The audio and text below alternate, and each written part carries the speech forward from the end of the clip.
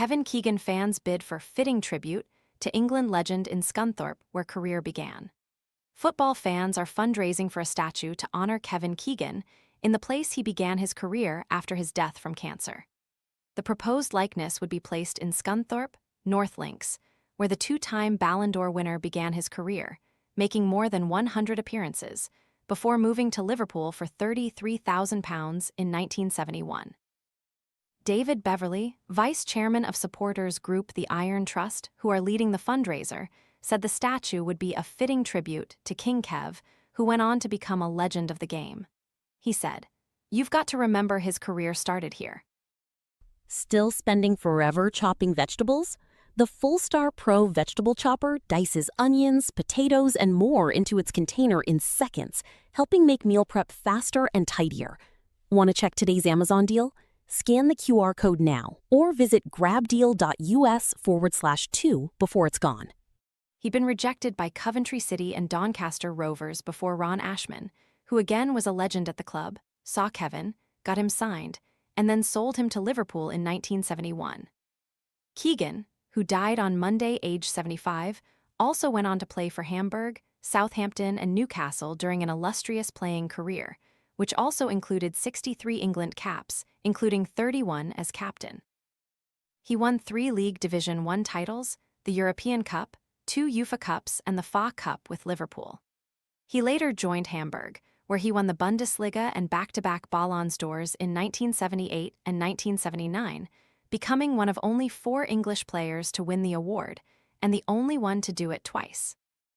He also went on to manage England, as well as Newcastle, Fulham, and Manchester City, but despite his incredible success, Keegan still remained a supporter of Scunthorpe and repeatedly returned there to help raise funds.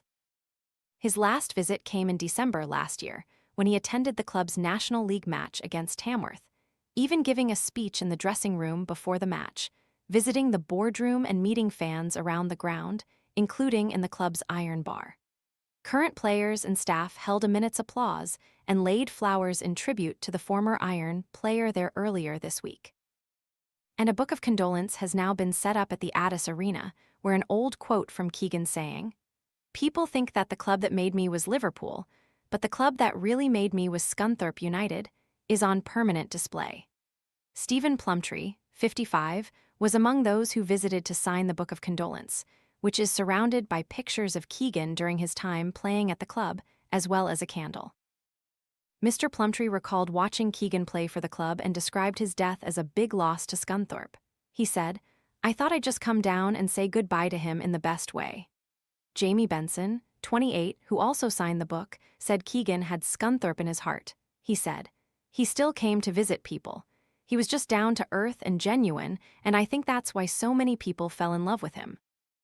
The fundraiser says, "The Iron Trust is fundraising for a Kevin Keegan memorial statue at the birthplace of his glittering career, in Scunthorpe, North Lincolnshire.